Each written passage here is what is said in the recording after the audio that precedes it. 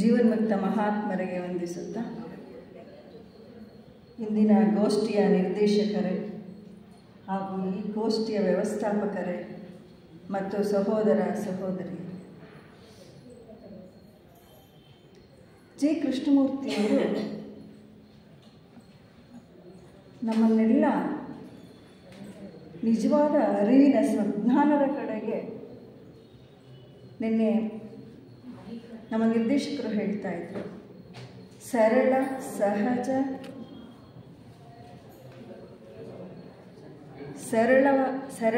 ಸಹಜ ಬೋಧೆಯ ಎಡೆಗೆ ನಮ್ಮನ್ನು ಅವರ ಸಾಹಿತ್ಯ ಲೋಕದಿಂದ ಎಷ್ಟೋ ವರ್ಷಗಳಿಂದ ನಮ್ಮನ್ನು ಆ ಅರಿವನ್ನು ಮೂಡಿಸಿ ಅರ್ಥ ಮಾಡಿಸಿ ಆ ಕಡೆಗೆ ನಮ್ಮನ್ನು ಕರೆದುಕೊಂಡು ಹೋಗ್ತಾ ಇದ್ದಾರೆ. ಆದರೆ ಹೋಗಬೇಕಾಗಿರೋರು ಯಾರು? ಹೋಗ್ತಾ ಇದ್ದೀವಿಯೇ? ಹಿಂದಿನ ಉಪನ್ಯಾಸದಲ್ಲಿ ನಾವು ಕೇಳಿದ್ವಿ, ಜೊತೆಯಲ್ಲಿ ಜೆ ಕೃಷ್ಣಮೂರ್ತಿಯವ್ರ ಜೊತೆಯಲ್ಲಿ ಹೋಗೋಣ ಅಂತ ಹೇಳಿದ್ರು. ಆದರೆ ನಾವು ಹೋಗೋದಕ್ಕೇನೆ ಏನು ಮಾಡ್ತಾ ಇದ್ದೀವಿ? ಹೋಗೋದಕ್ಕೆ ತಯಾರಿಲ್ಲ, ರೆಡಿ ಇಲ್ಲ. ಯಾಕೆ ಅಂತ ಹೇಳಿದ್ರೆ ನಮ್ಮ ಹಿರಿಯರು ಯಾವಾಗಲೂ ಈ ಪದವನ್ನು ಬಳಸಿ ಹೇಳ್ತಾ ಇದ್ರು. ಯಾಕೆ ನಮ್ಗೆ ಆಗ್ತಾ ಇಲ್ಲ ಅಂದರೆ ನಾವು ನಮ್ಮ ಹಳೇ ಜಾಡನ್ನೇ ಹಿಡಿದು ಅದೇ ರೀತಿಯಾದಂತಹ ಜೀವನವನ್ನು ಜೀವಿಸ್ತಾ ಇದ್ದೀವಿ. ಎಲ್ಲಿಂದ? ಈ ಕ್ಷಣದವರೆಗೂ ಕೂಡ ಪ್ರತಿದಿನ ಪ್ರತಿ ಕ್ಷಣನೂ ಕೂಡ ಆ ರೀತಿ ಬದುಕ್ತಾ ಈ ಕ್ಷಣದವರೆಗೂ ಹಾಗೇ ಇದ್ದೀವಿ. ಆ ಸ್ಥಿತಿಗೆ ನಾವು ಹೋಗ್ಲಿಕ್ಕೆ ಆಗ್ತಾ ಇಲ್ಲ. ಯಾಕಪ್ಪ ಅಂದರೆ ನಾವೇ ಹೇಳ್ತೀವಿ, ನಮಗೆ ಇಂತಹ ಒಂದು ನೋಡಿ ಜೆ ಕೆ ಅವ್ರ ಸಾಹಿತ್ಯವನ್ನು ನಿನ್ನೆಯಿಂದ ನಾವು ತಿಳ್ಕೊಳ್ತಿದ್ದೀವಿ. ಇಂಥ ಉಪನ್ಯಾಸದ ವಿಚಾರವನ್ನು ಆ ಜ್ಞಾನವನ್ನು ಅರ್ಥ ಮಾಡಿಕೊಂಡಾಗ ತಿಳ್ಕೊಂಡಾಗ ನನಗನ್ಸುತ್ತೆ ನಾನು ಕೂಡ ಅದನ್ನು ಹೊಂದಬೇಕು, ಪಡೀಬೇಕು ಅಂತ ಅನಿಸುತ್ತೆ ಅಂತೀವಿ. ಆದರೆ ಆಗ್ತಾ ಇಲ್ಲ ಅನ್ನೋದಕ್ಕೆ ಯಾವುದು ನಮ್ಮನ್ನು ಬಿಡ್ತಿಲ್ಲ ಅಂತಿದ್ದೀವಿ? ಯಾವುದು ಬಿಡ್ತಾ ಇಲ್ಲ ನಮ್ಮನ್ನು? ಆಸೆ ಬಿಡ್ತಾ ಇಲ್ವೋ? ನಾವು ಆಸೆ ಬಿಡ್ತಿಲ್ವೋ? ನಮ್ಮನ್ನು ಆಸೆ ಬಿಡ್ತಾ ಇಲ್ವೋ? ನೋಡಿ, ಪ್ರಶ್ನೆ ಹಾಕ್ಕೊಳ್ಬೇಕು ನಾವು. ನಾವೇನು ಅಂದ್ಕೊಂಡಿದ್ದೀವಿ ಇಲ್ಲಿವರೆಗೂ? ಆಸೆ ನಮ್ಮನ್ನು ಬಿಡ್ತಾ ಇಲ್ಲ ಅಂದ್ಕೊಂಡಿದ್ದೀವಿ. ಆದರೆ ಆಸೆನ ನಾವು ಬಿಟ್ಟು ಒಂದು ಕ್ಷಣನೂ ಇರಲಾರದ ಸ್ಥಿತಿಯಲ್ಲಿ ನಾವಿದ್ದೀವಿ. ಹೇಗೆ ಅಂತ ಹೇಳಿದ್ರೆ, ಒಂದೇ ನಾಣ್ಯದ ಎರಡು ಮುಖಗಳಿದ್ದ ಹಾಗೆ. ಒಂದು ಕಾಯಿನಲ್ಲಿ 2 ಫೇಸ್, 2 ಮುಖ ಇರಬೇಕು, ಆಗಲೇ ಇದು ಚಲಾವಣೆ. ಹಾಗೆ ನಾವು ನನ್ನ ಬಿಟ್ಟು ಆಸೆ ಇಲ್ಲ, ಆಸೆ ಬಿಟ್ಟು ನಾನಿಲ್ಲ ಅನ್ನೋ ಥರ ಬದುಕ್ತಾ ಇದ್ದೀವಿ ಅಷ್ಟೆ. ವಾಸ್ತವ ಅದಲ್ಲ. ಅದಕ್ಕೆ ಈ ಮೂಲ ಗ್ರಂಥ ಇಂಗ್ಲೀಷ್ ಗ್ರಂಥದಲ್ಲಿ ಅವರು ಆ ಪದಗಳ ಡಿಸೈರ್ ಅಂತ ಹೇಳ್ತಾರೆ. ಡಿಸೈರ್ ಅನ್ನೋ ಪದಕ್ಕೆ ಎಷ್ಟೊಂದು ನಿಘಂಟಿನ ಪ್ರಕಾರ ಎಷ್ಟೊಂದು ಅರ್ಥವನ್ನು ಕೊಡ್ತದೆ ಅಂತ. ಹಂಬಲ, ಆಸೆ, ಬೇಡಿಕೆ, ಇಷ್ಟ, ಬಯಕೆ, ಕೋರಿಕೆ, ಅಪೇಕ್ಷೆ ಇಷ್ಟೂ ಸೇರ್ಕೊಂಡಿದೆ ಈ ಡಿಸೈರಲ್ಲಿ. ಆಸೆ ಅನ್ನೋದು ಒಂದು ಪದ ಅಷ್ಟೆ. ಆ ಡಿಸೈರ್ ಅನ್ನೋ ಒಂದು ಇದರಲ್ಲಿ ಎಷ್ಟೊಂದು ಇದಾವಪ್ಪ ಅಂತೇಳಿ. ಏನೇನಿದೆ ಅದು? ಹಂಬಲ ಇದೆ, ಹಂಬಲಿಸ್ತಾ ಇದ್ದೀವಿ, ಆಸೆ ಪಡ್ತಾ ಇದ್ದೀವಿ, ಇಷ್ಟಪಡ್ತಾ ಇದ್ದೀವಿ. ಏನನ್ನ ಇಷ್ಟಪಡ್ತಿದ್ದೀವಿ, ಏನನ್ನ ಹಂಬಲಿಸ್ತಿದ್ದೀವಿ, ಏನನ್ನ ಆಸೆ ಪಡ್ತಾ ಇದ್ದೀವಿ, ಏನನ್ನ ಬಯಕೆ, ಕೋರಿಕೆ, ಅಪೇಕ್ಷೆ ಎಷ್ಟಿದೆ ನಮ್ಮಲ್ಲಿ. ಕೊನೆ ಅಂತ ಇದೆಯಾ ನಮಗೆ? ಇವೆಲ್ಲಕ್ಕೂ ಕೂಡ ನೆವರ್ ಎಂಡ್, ನಾನ್ ಸ್ಟಾಪ್ ಅಂತ ಹೇಳ್ಬೋದು. ನಾನ್ ಸ್ಟಾಪೇ ಇಲ್ಲ. ಎಲ್ಲಿವರೆಗೂ ಕರ್ಕೊಂಡು ಹೋಗ್ತಾ ಇದೆ ಅಂತ ಹೇಳಿದ್ರೆ, ರೇಷ್ಮೆ ಹುಳು ತನ್ನ ಗೂಡನ್ನು ತಾನೇ ಕಟ್ಕೊಂಡದ್ರೊಳಗಡೆ,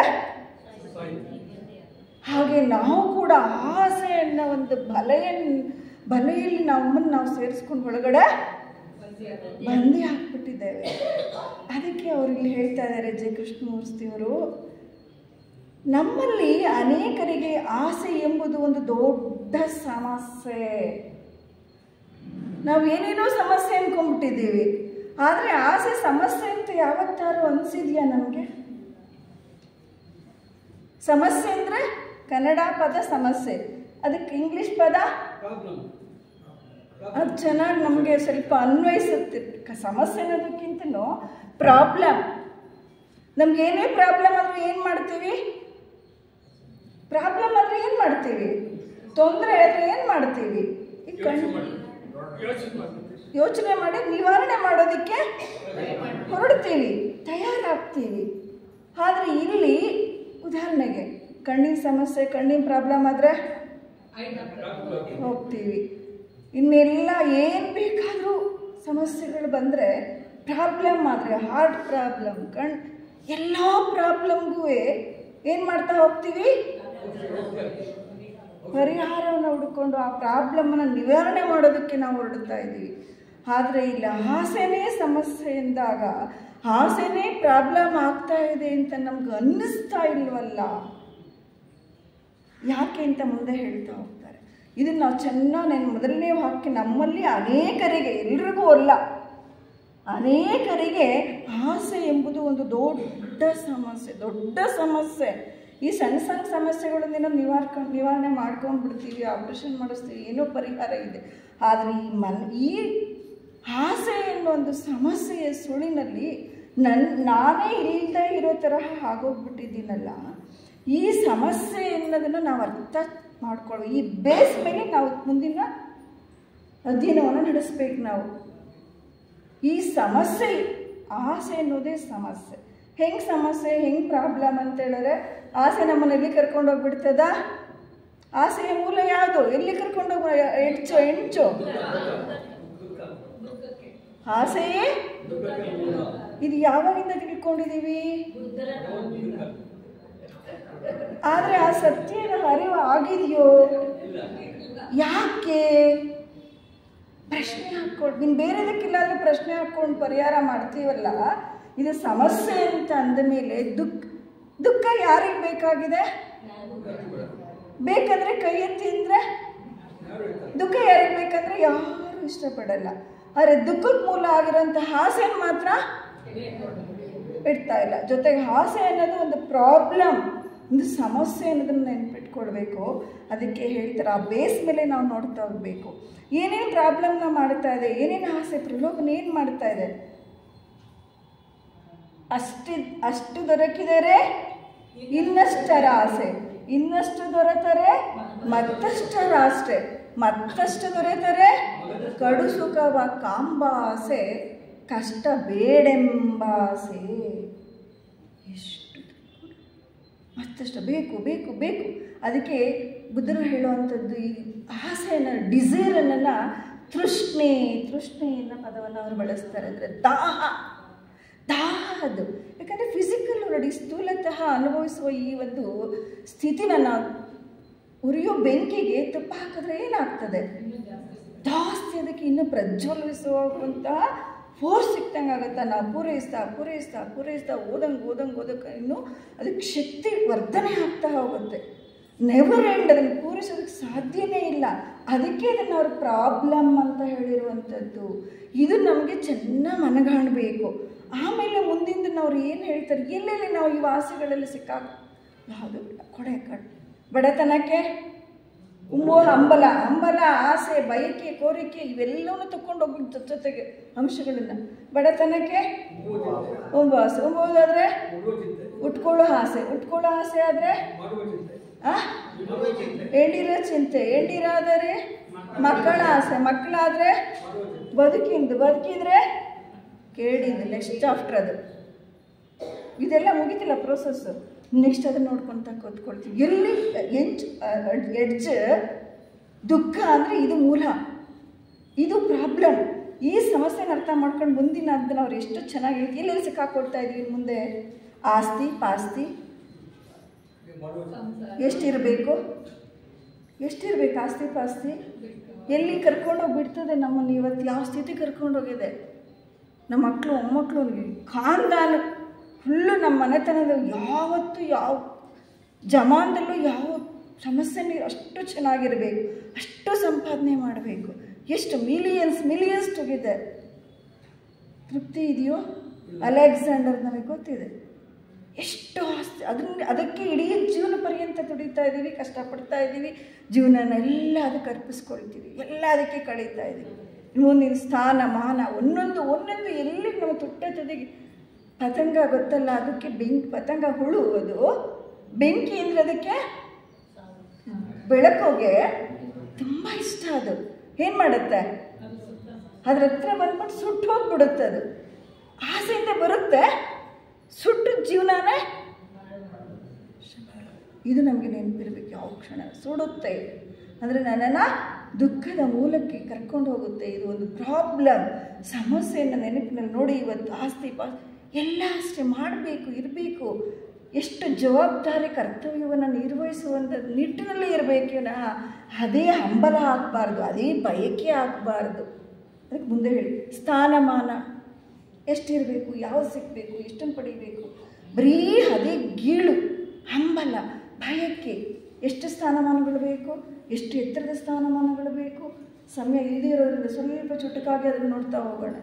ಎಷ್ಟೆಷ್ಟು ಸ್ಥಾನಮಾನ, ಎಷ್ಟು ಹೇಳ್ತಾ ಇದ್ದಾರೆ ನಮ್ಮ ನಿರ್ದೇಶಕರು, ಎಷ್ಟು ಕುರ್ಚಿಗಳು ಬೇಕು ನಮಗೆ.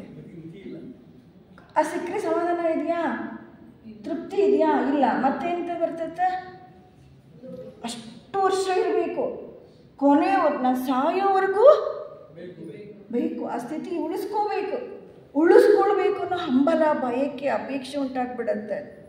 ಒಂದು ಸ್ವಲ್ಪ ಜಾಗ ಕೊಟ್ಟರೆ ಸಾಕು, ಪೂರ್ತಿ ಆಕ್ರಮಣ ಮಾಡಿಕೊಡ್ತದೆ. ಅದಕ್ಕೆ ಹೇಳ್ತಾರೆ, ಇನ್ನು ಯಾವ ಪ್ರೇಮಿಸಲ್ಪಡಬೇಕೆಂಬ ಆಸೆ, ಅಧಿಕಾರ, ಸೌಕರ್ಯ, ಅಧಿಕಾರ, ಎಷ್ಟು ಅಧಿಕಾರ ಬೇಕು, ಎಷ್ಟೆಷ್ಟು. ಎಲ್ಲೆಲ್ಲೂ ನೋಡಿದ್ರೆ ನಮ್ಮ ಚಾಪನ್ನು ಒತ್ತುತ್ತೀವಿ, ಟಸ್ಸೆ ಅಂತಾರೆ. ಎಲ್ಲೆಲ್ಲೂ ನನ್ನ ಅಧಿಕಾರದ ಟಸ್ಸೆ ಬೇಕು, ಎಲ್ಲೆಲ್ಲೂ ಚಾಪನ್ನು ಮೂಡಿಸ್ಬೇಕು. ಯಾತಕ್ಕೋಸ್ಕರ? ನನ್ನ ಅಧಿಕಾರವನ್ನು ಚಲಾವಣೆ ಮಾಡೋದಕ್ಕೋಸ್ಕರ. ಸೌಕರ್ಯ, ಎಷ್ಟು ಸೌಕರ್ಯವನ್ನು ಬೇಕು, ಎಷ್ಟು ಮನೆ ಬೇಕು, ಎಂಥ ಕಾರ್ ಬೇಕು, ಡ್ಯಾಶ್ ಡ್ಯಾಶ್ ಡ್ಯಾಶ್ ನೋಡ್ಕೊಳ್ತಾ ಹೋಗೋಣ. ಇದೆ ಇಲ್ಲಿ ಸಮಸ್ಯೆ, ಪ್ರಾಬ್ಲಮ್ ಮಾಡ್ಕೊಳ್ತಾ ಇದ್ದೀವಿ. ಯಾರೂ ಹೊರಗಡೆಯಿಂದ ಪ್ರಾಬ್ಲಮ್ ಮಾಡ್ತಿಲ್ಲ, ಬೇರೆಯವ್ರ ಮೇಲೆ ಹೇಳ್ತಾ ಇದ್ದೀವಿ. ಆದರೆ ಇಲ್ಲಿ ನಾವು ಪಡ್ಕೊಳ್ತಾ ಇರುವಂತಹ ಒಂದು ಸ್ಥಿತಿನ ಮುಂದುವರಿಕೆಯಲ್ಲಿ ಏನೇನು ಬರ್ತದೆ? ಅಮರತ್ವ, ಶಾಶ್ವತವಾಗಿರುವಂಥದ್ದು. ಯಾವುದು ಶಾಶ್ವತವಾಗಿರೋದು? ಯಾವುದು ಶಾಶ್ವತವಾಗಿದೆ? ನಮ್ಮ ಮನೆ ಶಾಶ್ವತನಾ? ನಮ್ಮ ಆಸ್ತಿ ಶಾಶ್ವತನಾ? ನಾವೇ ಶಾಶ್ವತನಾ? ಮತ್ತು ಹಂಗೆ ಅನ್ಕೊಂಡು ಮಾಡ್ತಾ ಇದ್ದೀವಲ್ಲ ಇಡೀ ಜೀವನನೆಲ್ಲ, ಅದಕ್ಕೋಸ್ಕರ ಶ್ರಮಿಸ್ತಾ ಇದ್ದೀವಲ್ಲ. ಅದಕ್ಕೆ ಹೇಳ್ತಾರೆ, ಮುಂದೆ ಇಷ್ಟಾದರೆ ಮುಂದೆ ತೃಪ್ತಿ ಕೊಡುವ. ತೃಪ್ತಿ ಸಿಗೋಕ್ಕೆ ಸಾಧ್ಯ ಇದೆಯಾ? ಹೊರಗಡೆ ಬಿಕಮಿಂಗ್, ಬೀಯಿಂಗ್ ಕೇಳ್ತಾನೆ ಇದ್ದೀವಿ. ಆಗುವಿಕೆಯಲ್ಲಿ ಅರ್ಥ ಆಗ್ಬಿಡೋಕೆ ಏನು ಮಾಡಬೇಕು? ಆಸೆ ಇದೆ, ಯಾವುದಾದ್ರೂ ಬಯಕೆ, ಕೋರಿಕೆ, ಇವೆ ಹಂಬಲ ಏನು ಬಂದರೂ ಕೂಡ ಇದೆಯೇ ಎಲ್ಲಿ ಕರ್ಕೊಂಡು ಹೋಗ್ತದೆ ಅನ್ನೋ ಒಂದು ಅರಿವಿರಬೇಕು ನಮಗೆ. ದುಃಖಕ್ಕೆ, ನಾಶಕ್ಕೆ, ಅಂತ್ಯಕ್ಕೆ ಅನ್ನೋದು ನಮಗೆ ಅರಿವಿನಿಂದ ದೂರ, ಬಿಡುಗಡೆ, ಡಿಟ್ಯಾಚ್ಮೆಂಟ್ಗೆ ನನ್ನನ್ನು ಕರ್ಕೊಂಡು ಹೋಗಬೇಕು. ಆದರೆ ನಾವು ಏನು ಮಾಡ್ತಾ ಇದ್ದೀವಿ? ಅಟ್ಯಾಚ್, ಬಂಧಿಸ್ಕೊಳ್ತಾ ಇದ್ದೀವಿ. ಒಂದೊಂದು ಆಸೆಯನ್ನು ಬಂದ ತಕ್ಷಣ ಅದಕ್ಕೆ ಹೇಳ್ತಾರೆ, ಒಂದು ವಸ್ತು, ವ್ಯಕ್ತಿ, ವಿಷಯ, ಯಾವುದೇ ವಿಚಾರ ಬಂದರೂ ಕೂಡ ಅದರ ದೋಷವನ್ನು ಮನಸ್ಸಿಗೆ ಪರಿಚಯ ಮಾಡಿಕೊಡ್ಬೇಕಂತ ಹೇಳ್ತಾರೆ. ಒಂದು ಆಸೆ ಬರುತ್ತಾ ಬರಲಿ, ಇನ್ನು ಏನೇ ಬಂದರೂ ಕೂಡ ಅದರ ಉಪಯೋಗ ಏನಿದೆಯೋ ಅದೊಂದು ತೊಂದರೆ, ದೋಷವನ್ನೂ ಕೂಡ ನಾವು ಪರಿಚಯಿಸ್ಕೊಳ್ಬೇಕು, ಪರಿಚಯವನ್ನು ಮಾಡಿಕೊಳ್ಬೇಕು. ತೃಪ್ತಿ ನೆವರ್, ಯಾವತ್ತೂ ಸ್ಯಾಟಿಸ್ಫೈಡ್ ಇಲ್ಲ, ಹೊರಗಡೆಯಿಂದ ಸಿಗೋದಿಲ್ಲ. ಇರೋದ್ರಲ್ಲಿ ನಾನು ತೃಪ್ತಿ ಪಡಬೇಕು. ಎಷ್ಟಿದ್ರೂ ಅದು ಗೊತ್ತಾಗಬೇಕು. ದಾಹ, ಈ ಫಿಸಿಕಲ್ ಲೋಯರ್ ಲೆವೆಲಲ್ಲಿ ಏನಿದೆಯೋ, ಈ ಸ್ಥೂಲತಃ ಇರುವಂತಹ ಯಾವುದೇ ವಿಚಾರವನ್ನು, ಅಂಶವನ್ನು ನಾವು ಯಾವತ್ತೂ ತೃಪ್ತಿಪಡಿಸೋದಕ್ಕೆ ಸಾಧ್ಯ ಇಲ್ಲ. ಆದರೆ ಏನು ಮಾಡ್ತಾ ಇದ್ದೀವಿ? ಅದಕ್ಕೋಸ್ಕರವೇ ಹಂಬಲಿಸ್ತಾ ಇದ್ದೀವಿ. ಅವಿನಾಶವಾದ, ಕಾಲಾತೀತವಾದ ವಸ್ತುವನ್ನು ಪಡೆಯುವ ಆಸೆ ಅಂತ ಹೇಳ್ತಾರೆ. ಇವೆಲ್ಲ ಆಸೆ ಆಸೆ ಆಸೆ, ಅದ್ರ ಹಿಂದೆ ದುಂಬಾಲು ಬಿದ್ದು ಹೋಗ್ತಾ ಇದ್ದೀವಲ್ಲ. ಆದರೆ ಆಸೆ ಅಂದರೆ ಏನು ಅಂತ ನಮ್ಗೆ ಅರ್ಥ ಆಗಿದೆಯೋ? ಆಸೆ ಅಂದರೆ ಏನು? ನಾವು ಏನು ವಸ್ತುಗಳನ್ನು ಅಂದ್ಕೊಂಡಿದ್ದೀವೋ ಅದನ್ನು ಅನುಭವಿಸೋದಕ್ಕೆ ಸಂವೇದನೆ ಅಂತ ಹೇಳ್ತಾರೆ. ಇವು ಬಳಸ್ತಾ ಇರುವಂಥ ಪದ ಸಂವೇದನೆ. ಆ ಆಸೆಗಳನ್ನು ಪಡೆಯುವ ವಸ್ತು ಎಲ್ಲಿದ್ದಾವೆ? ಹೊರಗಡೆ ಇದೆ. ಅದಕ್ಕೆ ಎಷ್ಟು ಚೆನ್ನಾಗಿ ಹೇಳ್ತಾರೆ ಅಂತ, ಸಂವೇದನೆ ಅಂದರೆ ಇಂದ್ರಿಯಗಳ ಮೂಲಕ ಹೊರಗಿನ ಪ್ರಪಂಚವನ್ನು ಗ್ರಹಿಸುವಿಕೆ ಮತ್ತು ಅನುಭವಿಸುವಿಕೆ. ಯಾವ್ಯಾವುದನ್ನು ಅನುಭವಿಸ್ತಾ ಇದ್ದೀವಿ? ಇಂದ್ರಿಯಗಳ ಮೂಲಕ ಅಂದರೆ ಕಣ್ಣು ಕಿವಿ ಗೊತ್ತಲ್ಲ, ಇವುಗಳ ಮೂಲಕ ನಾವು ಗ್ರಹಿಸ್ತಾ ಇದ್ದೀವಿ. ಸಂವೇದನೆ ಅಂದರೆ ಆಸೆ ಅಂದರೆ ಅರ್ಥ ಏನು? ಸಂವೇದನೆ. ಏನನ್ನ ಸಂವೇದನೆ ಅಂದರೆ ಅರ್ಥ ಏನಪ್ಪ ಅಂತ ಹೇಳಿದ್ರೆ ಹೊರಗಿನ ಪ್ರಪಂಚವನ್ನೆಲ್ಲ ಗ್ರಹಿಸ್ತಾ ಇದ್ದೀವಿ, ಅನುಭವಿಸ್ತಾ ಇದ್ದೀವಿ. ನಮ್ಮ ಕಣ್ಣು ಅಲ್ಲಿ ಹೇಳ್ತಾರೆ, ನಮ್ಮ ಕಣ್ಣು ಕಿವಿ ಮೂಗು ಇವೆಲ್ಲವುಗಳ ಮೂಲಕ ಮಾಹಿತಿನ ಗ್ರಹಿಸ್ಕೊಂಡು ಅದಕ್ಕೆ ಪ್ರತಿಕ್ರಿಯಿಸುವಂಥದ್ದು. ಜೊತೆಗೆ ಸಂಕ್ಷಿಪ್ತ ಅದ್ರ ಬಗ್ಗೆ ಇಂದ್ರಿಯಗಳ ಮೂಲಕ ಮಾಹಿತಿನ ಗ್ರಹಿಸಿ ಅರ್ಥ ಮಾಡಿಕೊಂಡು ಅದಕ್ಕೆ ಅದನ್ನು ಅನುಭವಿಸ್ಬೇಕು ಅನ್ನೋ ಒಂದು ತುಟಿತತೆ, ಹಂಬಲ, ಅಪೇಕ್ಷೆ ಇದೇ ನಾವು ಆಗ್ಬಿಟ್ಟಿದ್ದೀವಿ. ಆಸೆ ಅಂದರೆ ಇಷ್ಟೇ, ವಸ್ತುಗಳು ಹೊರಗಡೆ ಇದೆ, ಅನುಭವಿಸುವ ಸ್ಥಿತಿ, ಅದನ್ನು ಹೊಂದಬೇಕು ಅನ್ನೋ ಒಂದು ತುಮುಲ, ಹಂಬಲ, ಭಯಕ್ಕೆ. ಅದು ಈಡೇರದೆ ಹೋದರೆ ದುಃಖ. ಅಷ್ಟಕ್ಕೆ ಸುಮ್ಮನಾಗ್ಬಿಡ್ತೀವ? ಪ್ರಯತ್ನ. ಅದು ಆಗಲಿಲ್ಲ ಅಂದರೆ, ನನಗೆ ಸಿಗಲಿಲ್ಲ ಅಂದರೆ, ಬೇರೆಯವ್ರಿಗೆ ಸಿಕ್ಕಿದ್ರೆ ಕೋಪಕ್ಕೆ ಮುಗಿದ್ರೆ ಪರವಾಗಿಲ್ಲ. ಅಸೂಯೆ, ದ್ವೇಷ, ದ್ವೇಷಕ್ಕೆ ಕರ್ಕೊಂಡು ಹೋಗ್ಬಿಡುತ್ತೆ. ಆ ದ್ವೇಷದ ಸ್ಥಿತಿ ಎಲ್ಲಿಗೆ ಹೋಗುತ್ತೆ? ನಮಗದು ವಾಕ್ಯ ಗೊತ್ತಿದೆ, ಲಾವಿನ ದ್ವೇಷ ಎಷ್ಟು ವರ್ಷ ಇರುತ್ತೆ? ನನ್ನ ರೋಷ ಅಂದರೆ ಜನ್ಮ ಜನ್ಮಕ್ಕೂ ತೆಗೆದುಕೊಂಡು ಲಿಮಿಟ್ ಇಲ್ಲ. 100 ಅಂದರೆ ಜನ್ಮ ಜನ್ಮಕ್ಕೂ ತೆಗೆದುಕೊಂಡು ಹೋಗುವಂತಹ ದ್ವೇಷದ ಒಂದು ಸ್ಥಿತಿನ ನಾವು ಇವತ್ತು ಪಡ್ಕೊಳ್ತಾ ಇದ್ದೀವಿ. ಅದಕ್ಕೋಸ್ಕರ ಹೋರಾಡ್ತಾ ಇದ್ದೀವಿ, ಅದಕ್ಕೋಸ್ಕರ ಹಂಬಲಿಸ್ತಾ ಇದ್ದೀವಿ. ಅದರಿಂದ ಇದು ಒಂದು ಪ್ರಾಬ್ಲಮ್. ಆಸೆನ ಸಮಸ್ಯೆನ ನೀನು ಅರ್ಥ ಮಾಡ್ಕೊಳ್ಬೇಕು. ಅದಕ್ಕೆ ಅವ್ರು ಹೇಳ್ತಾ ಇದ್ದಾರೆ, ಈ ಆಸೆ ಎಂದರೆ ಆಶಿಸುವ ವಸ್ತುವಿನೊಡನೆ ಇರುವ ಸಂವೇದನೆ, ಒಂದು ಸಂಕೇತ. ಆದರೆ ನೀನು ಇದನ್ನು ವ್ಯಕ್ತಿ ಆಗಿರ್ಬೋದು, ಇದು ನನ್ನಲ್ಲಿ ಸಂವೇದನೆ ಉಂಟು ಮಾಡುತ್ತೆ. ಸುಖಕರವಾಗಿದ್ದರೆ ಬೇಕು ಅನ್ನುತ್ತೆ, ದುಃಖ ಇಷ್ಟ ಇಲ್ಲ ಅಂದರೆ ಬೇಡ ಅನಿಸುತ್ತೆ. ಅದಕ್ಕೇನು ಎಲ್ಲಿ ಸೇರ್ಕೊಂಡಿದ್ದೀವಿ ನಾವು? ಬೇಕು ಬೇಡಗಳ ಮಧ್ಯೆ ಸೇರಿಕೊಂಡು ನನ್ನ ಮನಸ್ಸು ಅವುಗಳಿಗೋಸ್ಕರ ಇಷ್ಟಪಡುತ್ತೆ, ಪ್ರಲೋಭನೆ ಮಾಡುತ್ತೆ. ಇಲ್ಲ, ಎಲ್ಲ ಆಸೆಗಳನ್ನು ನನ್ನಲ್ಲೇ ಉಳಿಸ್ಕೊಳ್ಬೇಕು, ನನಗೇ ಇರಬೇಕು, ನನ್ನನ್ನೇ ನಾನೇ ದಕ್ಕಿಸ್ಕೊಳ್ಬೇಕು ಅನ್ನೋದು ನಾನು ಅನ್ನೋದಕ್ಕೆ ಎಷ್ಟು ಚೆನ್ನಾಗಿ ಅಲ್ಲಿ ಮುಂದಕ್ಕೆ ಹೇಳ್ತಾರೆ ಅಂತ ಹೇಳಿದ್ರೆ, ನಾನು ಎಂಬುದು ಆ ಕೇಂದ್ರ ಯಾವುದು ಇಲ್ಲಿ ಹೇಳ್ತಿದ್ದಾರೆ. ಆ ರೀತಿಯ ಆಸೆಯ ಒಂದು ಭದ್ರ ಬುನಾದಿಯ ಮೇಲೆ ಕಟ್ಟಡವನ್ನು ಕಟ್ಟಿಕೊಂಡು ಆ ಕೇಂದ್ರವೇ ನಾನು ಎಂಬುದು. ಈ ಕೇಂದ್ರವನ್ನು ವಿಘಟಿಸಲು ನನಗೆ ಸಾಧ್ಯವೇ? ಪ್ರಶ್ನೆ ಹಾಕ್ಕೊಂಡಿದ್ದೀವ ಯಾವತ್ತಾದರೂ? ಇದು ಸಮಸ್ಯೆ ಅಂತ ಅರ್ಥ ಮಾಡ್ಕೊಳ್ಬೇಕು. ಆ ಸಮಸ್ಯೆ, ಆಸೆ ನಮಗೆ ಸಮಸ್ಯೆ ಅಂತ ಅನ್ನಿಸ್ತಾನೆ ಇಲ್ಲ. ನಾವು ಅದನ್ನು ಹೊಂದಬೇಕು, ಪಡಿಬೇಕು ಅನ್ನೋ ಹಂಬಲದಲ್ಲೇ ಇಡೀ ಜೀವಮಾನವನ್ನೇ ಈ ಕ್ಷಣದವರೆಗೂ ನಾವು ಕಳೀತಾ ಇದ್ದೀವಿ. ಜೊತೆಲಿ ಅವ್ರು ಕರ್ಕೊಂಡು ಹೋಗಿ ತಯಾರಿದ್ದಾರೆ, ನಾವು ಹೋಗ್ತಾ ಇಲ್ಲ, ಆಗ್ತಾ ಇಲ್ಲ. ಯಾಕೆಂದರೆ ಇಲ್ಲಿ ನಾನು ನೋಡ್ತಾನೆ ಇದ್ದೀವಿ, ನಿನ್ನೆಯಿಂದನೂ ಕೂಡ ನನ್ನ ಆ ನಾನುವಿನ ಕೇಂದ್ರದಲ್ಲಿ ನಮ್ಮನ್ನ ಕಟ್ಟಿ ಹಾಕ್ಕೊಂಡು ಅಲ್ಲಿ ಹೇಳ್ತಾರೆ, ಎಲ್ಲಿಯವರೆಗೂ ಭರವಸೆ ಅಂಬಲಿಕೆ ಇವೆಯೋ ಅಲ್ಲಿಯವರೆಗೂ ಸದಾ ಆಶಾಭಂಗದ ಭಯದ ಹಿನ್ನೆಲೆ ಇದ್ದೇ ಇರುತ್ತದೆ. ಈ ಸ್ಥಾನ, ಮಾನ, ಅಧಿಕಾರ, ಪ್ರೀತಿ, ನನ್ನನ್ನು ಪ್ರೀತಿಸಲು ಹೇಳ್ತಾರೆ, ನನ್ನನ್ನು ಪ್ರೀತಿಸಲ್ಪಡಬೇಕು, ನನ್ನನ್ನೇ ಪ್ರೀತಿಸಲ್ಪಡಬೇಕು. ಎಲ್ಲಿವರೆಗೂ ಎಷ್ಟು ಲಿಮಿಟ್ ಇದೆಯೋ ನನ್ನನ್ನೇ ನೋಡಿ, ಎಷ್ಟು ಅಟ್ಯಾಚ್ಮೆಂಟ್, ಎಷ್ಟು ಬಂಧನ, ಎಷ್ಟು ಹಂಬಲ, ಎಷ್ಟು ಅವ್ರಿಗೆ ಎಲ್ಲಿವರೆಗೂ ನಮ್ಮನ್ನು ಕರ್ಕೊಂಡು. ಅದಕ್ಕೆ ಅವ್ರು ಹೇಳ್ತಾರೆ, ಅದು ಈಡೇರಲಿಲ್ಲ ಅಂದರೆ ಭಯ, ಕೋಪ, ದ್ವೇಷ, ಜೊತೆಗೆ ಇದು ಈಡೇರಲಿಲ್ಲ ಅನ್ನೋ ಒಂದು ಭಯ. ಆ ಭಯದ ಕೇಂದ್ರವನ್ನು ಮತ್ತಷ್ಟು ಬಲಿಷ್ಠ ಮಾಡ್ತಾ ಇದ್ದೀವಿ. ಆದರೆ ಮೇಲ್ಮೈನಲ್ಲಿ ಆದರೆ ಪರವಾಗಿಲ್ಲ, ಆದರೆ ಒಳಗಡೆ ಅದು ಬರೀ ಮೇಲ್ಮೈ ನಾವು ಯಾರಾದರೂ ಕೇಳಿದ್ರೆ ತೃಪ್ತಿಯಿಂದ ಇದ್ದೀವಿ, ಸಮಾಧಾನವಾಗಿದ್ದೀವಿ, ಸಂತೋಷವಾಗಿದ್ದೀವಿ, ಆನಂದ ಏನು ತೋರಿಸ್ಕೊಳ್ತಿದ್ದೀವಿ. ಹೊರಗಡೆ ಅವ್ರು ಹೇಳ್ತಾ ಇದ್ರು, ಹೊರಗಡೆ ಔಟ್ಲುಕ್, ಒಳಗಡೆ ಕ್ಷೋಭೆ ಇದೆ, ದ್ವೇಷ ಇದೆ, ನಿರಾಸೆ ಇದೆ, ದುಃಖ ಇದೆ, ಎಲ್ಲವೂ ಇದೆ. ಆದರೆ ಮೇಲ್ಮೈನಲ್ಲಿ ನಾವು ಏನು ಮಾಡ್ತಾ ಇದ್ದೀವಿ? ತೋರಿಸ್ಕೊಳ್ತಾ ಇದ್ದೀವಿ. ಏನು ಆಸೆ ಏನಿಲ್ಲ, ನನಗೇನು 2 ಕೌಪಿ ಅಲ್ಲಿ ಹೇಳ್ತಾರೆ, 2 ಎಷ್ಟು ಸಿಂಪಲ್ ಲೈಫ್, ಹೈ ಥಿಂಕಿಂಗ್ ಅಂಥೇಳಿ. ಉನ್ನತವಾದ ಚಿಂತನೆಯನ್ನು ಮಾಡಬೇಕು, ಸರಳ ಜೀವನ. ಹೌದು, ಮೇಲ್ಮೈ ತೋರಿಸ್ಕೊಳ್ತೀವಿ, ಆದರೆ ಒಳಗಡೆ ಎಷ್ಟೆಲ್ಲ ಕೋರಿಕೆಗಳನ್ನು ನೆನಪಿನ ಆಳದಲ್ಲಿ ಇಟ್ಕೊಂಡ್ಬಿಟ್ಟಿದ್ದೀವಿ. ಇದು ಸಿಕ್ಕರೆ ನನಗೆ ಸಂತೋಷ, ಇದು ಸಿಕ್ಕರೆ ತೃಪ್ತಿ, ಸ್ಥಾನ, ಮಾನ, ಅಧಿಕಾರ, ನನ್ನನ್ನೇ ಪ್ರೀತಿಸ್ಪಡಬೇಕು. ನನ್ನ ಮಕ್ಕಳು, ನನ್ನ ಗಂಡ, ಪ್ರತಿಯೊಬ್ಬರು ಕೂಡ ನನ್ನವರು, ಅವರಿಂದ ನನಗಷ್ಟೇ ಸಿಗಬೇಕು. ಈ ಪ್ರೀತಿಯ ಒಂದು ಹಂಬಲದಿಂದ ಎಂಥ ಒಂದು ಪರಿಸ್ಥಿತಿನ ನಾವು ಅನುಭವಿಸ್ತಾ ಇದ್ದೀವಿ ಅನ್ನೋದನ್ನು ಒಂದು ಕ್ಷಣ ನಾವು ಚಿಂತಿಸಿದ್ರೆ ಸಾಕು. ಎಲ್ಲಿ ಕರ್ಕೊಂಡು ಅಲ್ಲಿ ಹೇಳ್ತಾ ಇದ್ದಾರೆ, ಅಲ್ಲಿ ಎಂತಹ ಒಂದು ಅಂಶವನ್ನು ಹೇಳ್ತಾರೆ ಅಂತ ಹೇಳಿದ್ರೆ, ಸಂವೇದನೆ ಯಾವಾಗಲೂ ನಮ್ಮದು ಮಾಡ್ತಾ ಮಾಡ್ತಾ ಅದನ್ನೇ ಅನುಭವಿಸ್ತಾ ಒಂತ ಪಡಿತಾ ನಾವು ಏನು ಹಾಕ್ಬಿಟ್ಟಿದ್ದೀವಿ ಅಂತ ಹೇಳ್ತಾರೆ. ನೆನಪಿನ ಅಲ್ಲಿ ಆ ಸಂವೇದನೆಯನ್ನು ಬೆನ್ನಟ್ಟಿಕೊಂಡು ಹೋಗಿ ಆ ಸಂವೇದನೆ ಒಂದು ನೆನಪಾಗಿ ಬಿಡುತ್ತದೆ. ಅನುಭವಿಸ್ತಾ ಇದಿದ್ರೆ ನೆನಪೇನಾಗುತ್ತೆ? ಆ ಸಂವೇದನೆ ಅದು ನನಗೆ ಬೇಕು ಬೇಡ, ಬೇಕು ಅನ್ನೋದನ್ನು ಇಷ್ಟಪಡ್ತೀವಿ, ಅದನ್ನು ಬಯಸ್ತೀವಿ, ಅಪೇಕ್ಷೆ ಪಡ್ತೀವಿ.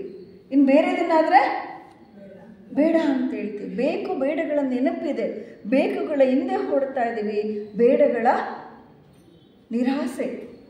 ಅದಕ್ಕೆ ಒಂದು ಕಡೆ ಕಣ್ಣಿಲ್ಲದವನಿಗೆ ನೋಡೋ ಆಸೆ, ಕಿವಿ ಇಲ್ಲದವನಿಗೆ ಕೇಳೋ ಆಸೆ, ಕಾಲಿದವನಿಗೆ ಅದಕ್ಕೆ ನಮಗೆಲ್ಲ ಇದೆ ನಿರಾಸೆ ದುರಾಸೆ ಅಂತ ಹೇಳ್ತಾರೆ. ಇಷ್ಟರಲ್ಲಿ ನಾವು ಏನು ಮಾಡ್ಕೊಳ್ತೀವಿ, ನೆನಪು ನಿರಾಸೆ ದುರಾಸೆಗಳ ಮೂಲಕ ಒಂದು ನೆನಪಿನ ಕೇಂದ್ರವನ್ನು ಮಾಡಿಕೊಂಡು ಅದ್ರ ಹೇಳ್ತಿದ್ದಾರೆ ಅವರು. ಆದ್ದರಿಂದ ಈ ಅನುಭವ ಮೃತವಾಯಿತು ಮತ್ತು ಮನಸ್ಸು ಗತಕಾಲದ ನೆನಪುಗಳ ಕೊಳೆತು ನಾರುತ್ತಿರುವ ಬರೆಯ ಒಂದು ಕೊಳ ಆಗುತ್ತದೆ. ಏನು ಮಾಡ್ಕೊಂಡು ಹೊರಗಡೆ ನೋಡಿ ನೀರಿದೆ, ಸೊಳ್ಳೆ ಬರುತ್ತೆ, ಎಲ್ಲ ಡಸ್ಟ್ ಇದೆ, ಪಾಚಿ ಇದೆ ಅಂತೀವಿ. ಅದರ ಒಳಗಡೆ ಏನು ಮಾಡ್ಕೊಂಡ್ಬಿಟ್ಟಿದ್ದೀವಿ?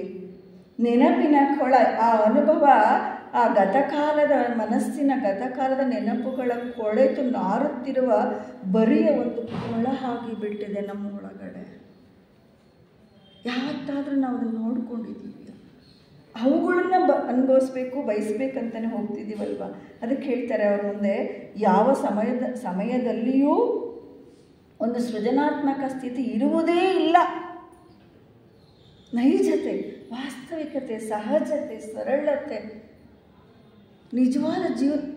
ಅದಕ್ಕೆ ಎಷ್ಟು ಅವ್ರು ಹೇಳ್ತಾರೆ, ನೆನ್ನೆ ಹೇಳ್ತೀರಿ ಬದುಕಬೇಕು, ಬೇಡ ಬಿಟ್ಬಿಡು, ಬದುಕೋದೇ ಬೇಡವೇ, ಬೇಡ ಬೇಡ ಅಂದರೆ ಅರ್ಥ ಬೇಡವಾ? ಏನು ಜೆ ಕೃಷ್ಣಮೂರ್ತಿಯವರು ಹಾಗೆ ಬಿಟ್ರು ಅಂತ ಹೇಳಿದ್ರೆ, ಈ ಕೊಳೆತು ನಾರುತ್ತಿರುವ ಹಳೆಯದನ್ನೇ ಇಟ್ಕೊಂಡು ಹೇಳ್ತಿದ್ರು ಹಿಂದಿನ ಉಪನ್ಯಾಸದಲ್ಲಿ. ನಾಲ್ಗೆ ಮೇಲೆ ಉಪ್ಪಿಟ್ಕೊಂಡು ಸ್ವೀಟ್ತಿದ್ರು. ಅದೇ ಈ ಹಳೆ ನೆನಪುಗಳ ಇದ್ರ ಮೇಲೆ ನಾವೇನು ಸೌಧವನ್ನು ಕಟ್ಟೋಕ್ಕಾಗುತ್ತೆ? ನಾನು ಕೇಂದ್ರದೊಳಗೆ ಆಶಾ ಭಂಗದೊಂದಿಗೆ. ಅದಕ್ಕೆ ಅವ್ರ ಮುಂದೆ ಹೇಳ್ತಾರೆ, ಸೃಜನಾತ್ಮಕದೊಂದಿಗೆ ಅದಕ್ಕೆ ಪ್ರೆಸೆಂಟ್ ಮೂಮೆಂಟಲ್ಲಿ ಇಲ್ಲ ಫ್ಯೂಚರು, ಇಲ್ಲ ಫಾಸ್ಟು, ಹಿಂದಿಂದು ಮುಂದಿಂದ್ರಲ್ಲಿ ಇರ್ತೀವಿ. ಪ್ರೆಸೆಂಟಲ್ಲಿ ನಾವು ಬದುಕೋದೇ ಇಲ್ಲ. ಅದಕ್ಕೆ ಸೃಜನಾತ್ಮಕತೆ ಇರಬೇಕು. ಅದರಿಂದ ಈ ಮುಂದೆ ಹೇಳ್ತಾರೆ, ಇವುಗಳ ಸಮಗ್ರ ಪ್ರಕ್ರಿಯೆಯನ್ನು ಅರಿತುಕೊಳ್ಳುವುದೇ ನಮ್ಮ ಮುಂದಿರುವ ಸಮಸ್ಯೆ. ಆಯ್ತಲ್ಲ, ಇದು ಆಸೆ ಅನ್ನೋದೇ ಒಂದು ಪ್ರಾಬ್ಲಮ್ಮು, ಅದರಿಂದ ಹೋಗಬಾರ್ದು. ಈಗ ಅರ್ಥ ಆಗಿದೆ, ಆ ದುಃಖಕ್ಕೆ ಕರ್ಕೊಂಡು ಹೋಗ್ತದೆ ಆ ಸ್ಥಿತಿಗೆ. ಆದರೆ ಅರ್ಥ ಆಗಿದೆ, ಆದರೆ ಈಗ ಅದರಿಂದ ಆಸೆಯನ್ನು ಅರಿತುಕೊಳ್ಳೋದೇ ನಮ್ಮ ಸಮಸ್ಯೆ. ಅರಿತುಕೊಂಡಿದ್ದೀವ್ಯಾ? ತಿಳ್ಕೊತಿದ್ದೀವಿ, ಇನ್ಫಾರ್ಮೇಷನ್ ಹೇಳ್ತಾ ಇದೆ, ನಾಲೆಡ್ಜ್ ಕಲೆಕ್ಟ್ ಮಾಡ್ಕೊಳ್ತಾ ಇದ್ದೀವಿ. ಆ ಥರ ಪ್ರಾಕ್ಟಿಕಲ್ ಆಗಿ ಜೀವಿಸ್ತಾ ಇಲ್ಲ. ಅದಕ್ಕೋಸ್ಕರ ಹೇಳ್ತಾರೆ, ಈ ಕೇಂದ್ರ ಸೃಜನಾತ್ಮಕತೆ ಸ್ವಾಭಾವಿಕತೆ ಇರುವುದಿಲ್ಲ. ಕೆಲವು ಸೃಜನಶೀಲ ಕ್ಷಣಗಳು ಸಹ ಇದ್ದಕ್ಕಿಂತ ಬರುತ್ತವೆ, ಆದರೆ ಮನಸ್ಸಿನಿಂದ ಆ ಸಂವೇದನೆ ಆಸೆ ಹೊರಗು ಅದನ್ನು ಎಕ್ಸ್ಪ್ರೆಸ್ ಮಾಡೋಕ್ಕೆ ಬಿಡೋದಿಲ್ಲ ನಾವು. ಯಾಕೆಂದರೆ ಅಷ್ಟು ಆಶಾ ಕೇಂದ್ರದಲ್ಲಿ ರೊಟೀನಾಗಿ ತಿರುಗ್ತಾ ಇದೆ. ಈ ಫ್ಯಾನ್ ಸ್ಟಾಪ್ ಆಗಿದೆ, ಅಲ್ಲೇನು ರಿಸೀವ್ ಮಾಡ್ಕೊಳ್ಳಲ್ಲ. ಆ ಫ್ಯಾನ್ ತಿರುಗ್ತಾ ಇದ್ರೆ ಏನು ಹಾಕಿದ್ರೂ ಕೂಡ ರಿಸೀವ್ ಮಾಡ್ಕೊಳ್ಳಲ್ಲ, ಅದು ಟಚ್ ಆಗೋದಿಲ್ಲ. ಹಾಗೆ ನಮ್ಮ ಮನಸ್ಸಿನ ಆಳದಲ್ಲಿ ಯಾವಾಗಲೂ ನೆನಪುಗಳು ಆಸೆಯ ರೂಪದಿಂದ ಹೊರಹೊಮ್ಮಿ ಅದು ಯಾವಾಗಲೂ ಸುತ್ತುತ್ತಾ ಇರುವಾಗ ಈ ಒಂದು ಸೃಜನಾತ್ಮಕತೆ, ಒಂದು ನೈಜತೆ, ಆ ಸರಳತೆ, ವಾಸ್ತವಿಕತೆ ಅಂತಕ್ಕದ್ದು ನಮಗೆ ಆ ಸ್ಥಿತಿನಲ್ಲಿ ಇರೋದಕ್ಕೆ ಸಾಧ್ಯ ಇಲ್ಲ. ಇದನ್ನು ಅರ್ಥ ಮಾಡ್ಕೊಳ್ಳೋದು ನಮ್ಮ ಮುಂದಿರುವ ಸಮಸ್ಯೆ ಅಂತ ಹೇಳ್ತಾ, ಕೊನೆಯದಾಗಿ ಅವರ ವಾಕ್ಯಗಳನ್ನು ಎಂದಿಗಾದರೂ ಮನಸ್ಸು ಆ ಬಿಡುಗಡೆ ಹೊಂದೋದಕ್ಕೆ ಸಾಧ್ಯವೇ ಅಂತ ಒಂದು ಪ್ರಶ್ನೆ ಬಂದರೆ ಸಾಕು ಅಂತ ಒಂದು ಅಂಶವನ್ನು ಹೇಳ್ತಾರೆ. ಒಂದು ಕ್ಷಣ ಎಂದಿಗಾದರೂ ಮನಸ್ಸು ಎಂದಿಗಾದರೂ ಆಸೆಯಿಂದ ಸಂವೇದನೆಯಿಂದ ಬಿಡುಗಡೆ ಹೊಂದಲು ಸಾಧ್ಯವೇ ಎಂದು ಕಂಡುಹಿಡಿಯುವುದೇ ನಮ್ಮ ಮತ್ತು ನಿಮ್ಮ ಸಮಸ್ಯೆ. ಇದನ್ನು ಅರ್ಥ ಎಂದಿಗಾದರೂ ಒಂದು ಕ್ಷಣ, ಒಂದು ಥಾಟ್ ಬಂದರೆ ಸಾಕು ನಮಗೆ. ಯಾವುದು? ಈ ಸಂವೇದನೆಯಿಂದ, ಈ ಸ್ಥಿತಿಯಿಂದ ಬಿಡಿಸ್ಕೊಳ್ಳೋಕ್ಕೆ ಸಾಧ್ಯನಾ ಅಂತ ಒಂದು ಸಲ ಆ ಥಾಟ್ ಬಂದರೆ ಸಾಕು, ನೆಕ್ಸ್ಟ್ ಮೂಮೆಂಟ್ ಚೇಂಜ್ ಆಗುತ್ತೆ. ಆದರೆ ನಾವು ಅದಕ್ಕೆ ಅಲ್ಲಿ ಹೇಳ್ತಿದ್ದಾರೆ, ಆ ಗುರುತಿಸುವಿಕೆ ನೆನಪುವಿಕೆಯ ಮೂಲಕ ಅದು ಸತ್ಯ ಅಲ್ಲ ಅಂತ ಗೊತ್ತಿದ್ರೂ ಕೂಡ, ಯಥಾರ್ಥ ಅಲ್ಲ ಅಂತ ಗೊತ್ತಿದ್ರೂ ಕ್ಷಣದಿಂದ ಕ್ಷಣಕ್ಕೆ ಆ ಆಸೆಯ ಸಂವೇದನೆಯ ಒಂದು ಬಲೆಯಿಂದ ನಾವು ಸಿಕ್ಕಾಕ್ಕೊಳ್ತಾ ಇದ್ದೀವಿ. ಅದರಲ್ಲೇ ನಾವು ತಲ್ಲೀನರಾಗ್ತಿದ್ದೀವಿ. ಇದು ಗೊತ್ತಿದ್ರೂ ಕೂಡ ಆ ಕಡೆ ಬರುವಂತಹ ಮನಸ್ಥಿತಿಗೆ ನಾವು ಯಾವತ್ತೂ ಹೋಗೊಡ್ತಾ ಇಲ್ಲ. ನೀವು ಈ ಪ್ರಕ್ರಿಯೆಯನ್ನು ನೋಡಿದಾಗ ಅದನ್ನು ವಿರೋಧಿಸದೆ, ಪ್ರಕ್ರಿಯೆ ಏನಾಗ್ತಾ ಇದೆಯಲ್ಲ ನಾವು ಮಾಡಿದ ಬೆಳಗ್ಗೆ ಈಗ ನೋಡಿದ್ವಿ ಹಿಂದಿನ ಉಪನ್ಯಾಸದಲ್ಲಿ, ಪ್ರಕ್ರಿಯೆ ಮಾಡಿದ್ದನ್ನೇ ಮಾಡ್ತಾ ರೊಟೀನ್ ಅಲ್ವಾ, ಬೆಳಗಿನ ಸಂಜೆವರೆಗೂ ದಿನದಿಂದ ದಿನಕ್ಕೆ ಇಡೀ ಜೀವಮಾನ ಎಲ್ಲ ಯಾಂತ್ರಿಕವಾಗಿ ಅದೇ ರೀತಿಯಾದಂತಹ ಬದುಕನ್ನು ನಾವು ಬದುಕ್ತಾ ಇದ್ದೀವಿ. ಆದರೆ ವಿರೋಧಿಸಬಾರ್ದು. ಪ್ರಲೋಭನಕ್ಕೆ ಒಳಗಾಗದೆ, ನಿರೋಧಿಸದೆ, ಸಮರ್ಥಿಸಿಕೊಳ್ಳದೆ, ಅದರ ಬಗ್ಗೆ ತೀರ್ಪು ಕೊಡದೆ, ಜಡ್ಜ್ಮೆಂಟು, ತೀರ್ಪು ಸಮರ್ಥಿಸ್ಕೊಳ್ತಿದ್ದೀವಿ. ಇಲ್ಲ ಆ ಥರ ಮೇಲ್ಮೇಲಲ್ಲಿ ಇದ್ದೀವಲ್ವ, ಇಲ್ಲ ನನ್ನಲ್ಲಿ ಇಲ್ಲ ಅಂತಲೇ ನಾವು ಇದು ಮಾಡ್ತಿರ್ತೀವಿ. ಅದಕ್ಕೆ ಅವ್ರು ಹೇಳ್ತಾರೆ, ನಿಜವಾಗಿಯೂ ಅದನ್ನು ಅರಿತುಕೊಂಡರೆ ಆಗ ಮನಸ್ಸು ಹೊಸದನ್ನು ಸ್ವೀಕರಿಸಲು ಸಮರ್ಥವಾಗುತ್ತದೆ ಎಂಬ ಸಂಗತಿಯನ್ನು ಕಂಡುಕೊಳ್ಳುತ್ತೀರಿ. ಹೊಸದು ಎಂದಿಗೂ ಸಂವೇದನೆಯಲ್ಲ, ಅದು ಮೆಂಟಲ್. ಹೇಳಿದ್ರಿ, ನೆನಪು ಹೇಳಿದ್ರ ಹಿಂದೆ, ಅದೇನಾಗ್ಬಿಡುತ್ತೆ, ರಿಜಿಸ್ಟ್ ಆಗಿಬಿಡುತ್ತೆ. ರಿಜಿಸ್ಟರ್ ಆಯಿತು ಅಂದರೆ ಈ ಪ್ರಿಂಟ್ ಆಗಿದೆ ಅಂತ ನಾನು ಬರೆದಿರೋದನ್ನು ಇದು ಮಾಡ್ಬೋದು. ಪ್ರಿಂಟ್ ಆಗಿರೋದನ್ನು ಈ ಪ್ರಿಂಟನ್ನು ಅಳಿಸೋಕ್ಕಾಗ್ತದ? ಇಲ್ಲ. ಹಾಗೆ ಪ್ರಿಂಟ್ ಪ್ರಿಂಟ್ ಆಗಿಬಿಟ್ಟಿದೆ ನಮ್ಮ ಒಳಗಡೆ. ಆ ಪ್ರಿಂಟನ್ನು ನಾನು ಅಳಿಸೋಕ್ಕಾಗಲ್ಲ. ಅದಕ್ಕೆ ಅವ್ರು ಹೇಳ್ತಾ ಇದ್ದಾರೆ ಇಲ್ಲಿ ಹೇಳುವಂಥದ್ದು ಏನಪ್ಪ ಅಂದರೆ, ಹೊಸದ ಆ ಪ್ರಿಂಟ್ ಆಗಿದೆ, ಅದರ ಮೇಲೆ ನಾವು ಅಚ್ಚನ್ನು ಹಾಕೋಕ್ಕಾಗಲ್ಲ. ಅದರಿಂದ ಆಗ ಮನಸ್ಸು ಹೊಸದನ್ನು ಸ್ವೀಕರಿಸಲು ಸಮರ್ಥ ಆಗುತ್ತದೆ. ಯಾವಾಗ ತೀರ್ಪು ಕೊಡದೇನೆ, ನಿಜವಾಗಿ ವಿರೋಧಿಸ್ತೇನೆ, ಸಮರ್ಥಿಸ್ಕೊಳ್ದೇನೆ, ಆ್ಯಸ್ ಇಟ್ ಈಸ್ ಹೇಗಿದೆಯೋ ಹಾಗೆ ಸ್ವೀಕರಿಸಿದ್ರೆ ಆಗ ನೀವು ಹೊಸದು ಎಂದಿಗೂ ಸಂವೇದನೆ ಅಲ್ಲ ಅನ್ನೋ ಸಂಗತಿಯನ್ನು ಕಂಡುಕೊಳ್ತೀರಿ. ಆದ್ದರಿಂದ ಹೊಸದನ್ನು ಎಂದಿಗೂ ಗುರುತಿಸಲು ಸಾಧ್ಯವಿಲ್ಲ, ಪುನಃ ಅನುಭವಿಸಲು ಸಾಧ್ಯವಿಲ್ಲ. ಅದು ಇರುವಿಕೆಯ ಒಂದು ಸ್ಥಿತಿ. ಹೇಳಿದ್ರು ಬಿಕಮಿಂಗ್ ಅಲ್ಲ, ಆಗೋದೆಲ್ಲ ಹೊರಗಡೆಯಿಂದ, ಅದು ನ್ಯಾಚುರಲ್ ಪ್ರೋಸೆಸ್. ಅದು ನಾನು ಇರಬೇಕಷ್ಟೇ, ಅರಿವಿಕೆಯಲ್ಲಿ ಇರಬೇಕು. ಅರಿವನ್ನು ಉಂಟು ಮಾಡ್ಕೊಳ್ಳೋದಲ್ಲ, ಹೊರಗಡೆಯಿಂದ ಆಗೋ ಪ್ರೋಸೆಸ್ ಅಲ್ಲ. ಅರಿವಿಕೆಯಲ್ಲಿ ನಾನು ಇರಬೇಕಷ್ಟೇ, ಇರ್ತೀನಿ ಅಷ್ಟೇ. ಅದಕ್ಕೆಲ್ಲ ಹೇಳ್ತಾರೆ, ಅದು ಇರುವಿಕೆಯ ಒಂದು ಸ್ಥಿತಿ. ಈ ಸ್ಥಿತಿಯಲ್ಲಿ ಸೃಜನಶೀಲತೆ ಆಹ್ವಾನ ಇಲ್ಲದೆ, ನೆನಪಿಲ್ಲದೆ, ನೆನಪನ್ನು ಬಿಟ್ಟು ಆಗಮಿಸುತ್ತದೆ. ಅದಿಲ್ಲ ಅಂದಾಗ ಆ ನೈಜತೆ ಬರ್ತದೆ. ಇದೇ ಯಥಾರ್ಥ. ಈ ಯಥಾರ್ಥ ಸತ್ಯವನ್ನು, ಆ ಸತ್ಯದ ಒಂದು ಕ್ಷಣದ ಹೊಳಪು ನಮಗೆ ಬಂದರೆ ಸಾಕು. ಆ ಕ್ಷಣನೇ ಆ ಮೂಮೆಂಟ್ ಚೇಂಜ್ ಅಲ್ಲ, ಪರಿವರ್ತನೆ, ಎನ್ಲೈಟ್ಮೆಂಟ್. ಅಂದರೆ ಅದು ಪದನ ಬಳಸ್ತಾರೆ, ಎನ್ಲೈಟ್ಮೆಂಟ್ ಅನ್ನೋದನ್ನು ಕೂಡ. ಅವರನ್ನು ಇರೋದನ್ನು ಹಾಗೆ ನೋಡಬೇಕು. ಸೃಜನಾತ್ಮಕತೆ ಮೀನ್ಸ್ ಆ್ಯಸ್ ಇಟ್ ಈಸ್, ಹೇಗಿದೆಯೋ ಹಾಗೆ, ಹೇಗಿದೆಯೋ ಹಾಗೆ, ಏನು ಸ್ಥಿತಿ, everything is perfectly all right ಅಂತ, ಹೇಗಿದೆಯೋ ಎಲ್ಲ ಕಡೆ ಸರಿಯಾಗಿ ಹೇಗಿದೆಯೋ ಹಾಗೆ ಅದನ್ನು ಸ್ವೀಕರಿಸುವಂಥದ್ದೇ ಆ ಸೃಜನಾತ್ಮಕತೆ, ಸಹಜತೆ, ಸರಳತೆಯ ಆ ಬೋಧೆಯ ಅರಿವನ್ನು ನಾವು ಅರ್ಥ ಮಾಡಿಕೊಂಡು ಆ ಜೆ.ಕೆ.ಅವರ ಸಾಹಿತ್ಯದೊಂದಿಗೆ, ಜ್ಞಾನದೊಂದಿಗೆ, ಅವರ ಜೊತೆಯಲ್ಲಿ ಒಟ್ಟಾಗಿ ನಾವು ಹೋಗಲಿಕ್ಕೆ ಇರುವಂತಹ ಅವಕಾಶ ಪ್ರತಿ ಕ್ಷಣವೂ ನಮಗಿದೆ. ಅದು ನಾವೆಲ್ಲ ಉಪಯೋಗಿಸ್ಕೊಳ್ಬೇಕು. ಆ ಹಾದಿನಲ್ಲಿ ಸಾಗಬೇಕಷ್ಟೇ. ಎಷ್ಟೋ ಜೆ.ಕೆ.ಅವ್ರಿಗಾಯಿತು, ನಮ್ಮ ಹಿರಿಯರಿಗಾಯಿತು ಅಂದರೆ ನನಗಾಗೋದಿಲ್ಲೇನು? ಒಬ್ಬರಿಗೆ ಯಾವುದು ಸಾಧ್ಯವೋ ಅದು ಗೊತ್ತುಂಟಲ್ವ ನಮಗೆ. ಒಬ್ಬರಿಗೆ ಯಾವುದು ಸಾಧ್ಯವೋ ಅದು ಎಲ್ಲರಿಗೂ ಸಾಧ್ಯ. ಜೆ.ಕೆ.ಅವರು ಹೇಳ್ತಾ ಇದ್ರು, ನಮ್ಮ ನಿರ್ದೇಶಕರು, ನಾವು ನೋಡ್ತಾ ಇದ್ವಿ ಅವರಿಗೆ. ಹೀಗೆ ನಮ್ಮ ಜೊತೆಯಲ್ಲೇ ಇದ್ದವರಲ್ವರ. ನಾವು ಹೇಳ್ತೀವಿ ನನಗೆ ಆಗೋದಿಲ್ಲ, ಸಾಧ್ಯ ಯಾಕೆ? ಪ್ರಶ್ನೆ ಯಾವತ್ತಾರು ಹಾಕ್ಕೊಂಡಿದ್ದೀವಿ, ಹೊಸತನವನ್ನು ನೋಡಿದ್ದೀವಿ. ಹೇಳ್ತಾರೆ ರೊಸುಡಿಯಿಂದನೇ ನೋಡ್ತೀವಿ, ಎಲ್ಲನೂ ಸ್ವೀಕರಿಸ್ತೀವಿ. ಆದರೆ ಆ ಸ್ಥಿತಿಯನ್ನು ಬಿಟ್ಟ ಕ್ಷಣವೇ ಆ ಅರಿವಿನ ಬೆಳಕು ಮೂಡುತ್ತೆ. ಆ ಕಾನ್ಸ್ಟೆಂಟ್ ಅವೇರ್ನೆಸ್ ಬೆಳಕಿನ ಒಂದು ಸ್ಥಿತಿನಲ್ಲಿ ನಾವು ಯಾರ್ ಯು ವರ್ಲ್ಡ್ ಅಂತ ಹೇಳ್ತೀವಿ. ಅದಕ್ಕೆ ನಿನ್ನೆಯಿಂದ ಕೇಳ್ತೇನೆ, ನಾನೇ ಪ್ರಪಂಚವನ್ನು ಬದಲಾಯಿಸೋ ಕೆಲಸ ನನ್ನದ್ದಲ್ಲ, ನನ್ನನ್ನು ನಾನು. ಜೆ.ಕೆ.ಅವ್ರು ಎಷ್ಟು ಜನ ಇದ್ದರು? ಎಸ್.ಪಿ.ಬಿ.ಎಮ್ನವ್ರು ಎಷ್ಟು ಜನ ಇದ್ದರು? ಇವರೆಲ್ಲ ಎಷ್ಟೆಷ್ಟು ಜನ ಇದ್ದಾರೆ? ಒಬ್ಬರೇ. ಏನೆಲ್ಲ ಮಾಡಲಿಕ್ಕಾಗುತ್ತೋ ಅಲ್ವಾ? ಆ ಸ್ಥಿತಿ ನಮಗೂ ಉಂಟಲ್ವ, ಅವಕಾಶ ಇದೆ ಅಲ್ವಾ? ಎಲ್ರಿಗೂ ಕೊಟ್ಟಿದ್ದಾರೆ, ಮತ್ತು ನಮ್ಗೆ ಅದು ಕೂಡ ಗೊತ್ತಿದೆ. ಒಬ್ಬರಿಗೆ ಯಾವುದು ಸಾಧ್ಯನೋ ಅದು ಎಲ್ರಿಗೂ ಸಾಧ್ಯ ಅಂತ ಗೊತ್ತಿದೆ. ಆದರೆ ನಾವು ಐಫನ್ ಹಾಕ್ಕೊಳ್ಬೇಕಷ್ಟೇ. ಪ್ರಾಬ್ಲಮ್, ಆಸೆ, ಸಮಸ್ಯೆ ಮುಂದಕ್ಕೆ ಪಾಸಿಬಲ್ ಸಾಧ್ಯ. ಇವತ್ತು ಜೀವನದಲ್ಲಿ ಏನೆಲ್ಲ ಕಷ್ಟಗಳಿದೆ, ಅವುಗಳನ್ನೆಲ್ಲ ಹಾಗೆ ಬಿಟ್ಟಿದ್ದೀವ. ಕಷ್ಟ, ನಮ್ಮ ಹಿರಿಯರು ಯಾವಾಗಲೂ ಹೇಳೋರು, ಕಷ್ಟ ಐಫನ್ ಸಾಧ್ಯ. ಕಷ್ಟಗಳನ್ನು ಯಾವಾಗಲೂ ಕಷ್ಟಗಳ ಹಾಗೆ ಬಿಟ್ಟಿಲ್ಲ, ಸಾಧ್ಯವಾಗಿಸಿಕೊಂಡಿದ್ದೀವಿ, ಪಾಸಿಬಿಲಿಟಿನ ಪಡ್ಕೊಂಡಿದ್ದೀವಿ. ಹಾಗೆ ಇದೂ ಕೂಡ ಅಷ್ಟೇ. ಇದು ನಮಗೆ ಅವಶ್ಯಕ, ಇದು ತಿಳ್ಕೊಳ್ತೀನಿ ಅಷ್ಟೇ. ಆದರೆ ಇದರ ಬಗ್ಗೆ ಖಚಿತತೆ ಬೇಕು ನಮಗೆ. ಇದೇ ಸತ್ಯ, ನಾನು ಹೊಂದಬೇಕು, ಪಡಿಬೇಕು.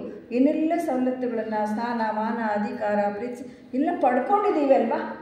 ಯಾಕೆ ಬೇಕೇ ಬೇಕು ಹೇಳ್ತೀವಲ್ವ, ಬೇಕು, ನನಗೆ ನೀಡೆಡ್, ಅವಶ್ಯಕತೆ ಇದೆ, ಪಡೆದೇ ತೀರಬೇಕು ಅನ್ನೋ ಒಂದು ಹಂಬಲದಿಂದ ಅವನ್ನೆಲ್ಲ ಹೇಗೆ ಪಡ್ಕೊಂಡು ಫಿಸಿಕಲಿ ಈ ಕ್ಷಣ ಹೋಗೋಯ್ತದು. ನಾನು ಇರೋವರೆಗೂ ಯಾಕೆ ಗೊತ್ತಿಲ್ಲ, ಟೈಮ್ ನಮ್ಗೆ ಗೊತ್ತಿದೆಯಾ? ನನ್ನೊಂದಿಗೆ ಹೊರಟೋಗ್ಬಿಡುತ್ತೆ. ಇದಕ್ಕೆ ಇಷ್ಟೆಲ್ಲ ಹಂಬಿಸಿ ಪಡಿತಾ ಇದ್ದೀವಿ ಅಂತ ಹೇಳಿದ್ರೆ, ಇಂತಹ ಒಂದು ಸ್ಥಿತಿನ ಹೊಂದೋದಕ್ಕೆ ಕೊಟ್ಟಿರುವಂಥ ಅವಕಾಶವನ್ನು ನಾವೆಷ್ಟು ಆರಾಮಾಗಿ ನಿಶ್ಚಿಂತವಾಗಿ ಇದ್ದೀವಲ್ಲ, ಯಾತಕ್ಕೆ? ಸಮಯ ಇದೆಯಾ? ಪ್ರಶ್ನೆ ಹಾಕ್ಕೊಳ್ತಾ ಇದ್ದೀವ? ಇಷ್ಟೆಲ್ಲ ಅವಕಾಶಗಳನ್ನು ಕೊಟ್ಟಿದೆ, ನಾವು ಪಡ್ಕೊಂಡಿದ್ದೀವಿ ಅಂತ ಒಂದು ಸ್ಥಿತಿಯ ಒಂದು ಬೆಳಕನ್ನು ನಾವು ನೋಡೋಣ, ಅರಿವನ್ನು ಉಂಟು ಮಾಡಿಕೊಂಡು ಆ ಬಿಡುಗಡೆಯ ಒಂದು ಆ ಒಂದು ಸ್ಥಿತಿಗೆ ನಮ್ಮನ್ನು ನಾವು ಪ್ರಜ್ಞಾರೂಪವಾಗಿ ಹೋಗೋಣ. ಇಂಥ ಅವಕಾಶಗಳನ್ನು ನಮಗೆ ಕಲ್ಪಿಸಿಕೊಟ್ಟಿದ್ದಾರೆ. ನಿಜಕ್ಕೂ ಕೂಡ ನಾವು ಅದೃಷ್ಟವಂತರು, ಪುಣ್ಯವಂತರು ಅಂತ ಅಂದ್ಕೊಂಡು ಅಷ್ಟೇ ಇದ್ದರೆ ಅಷ್ಟಕ್ಕೆ ಸಾಲೋದಿಲ್ಲ. ಅದನ್ನು ಪ್ರಾಕ್ಟಿಕಲ್ ಆಗಿ ಅನುಷ್ಠಾನ ಪರರಾಗಿ ಆ ಸ್ಥಿತಿಯನ್ನು ಹೊಂದುವಂಥ ಎಲ್ಲ ಅವಕಾಶಗಳನ್ನು ನಾವು ಪಡ್ಕೊಳ್ಳೋಣ ಅಂತ ಹೇಳ್ತಾ ಅವಕಾಶವನ್ನು ಕೊಟ್ಟಿದ್ದಕ್ಕೆ ವಂದಿಸಿ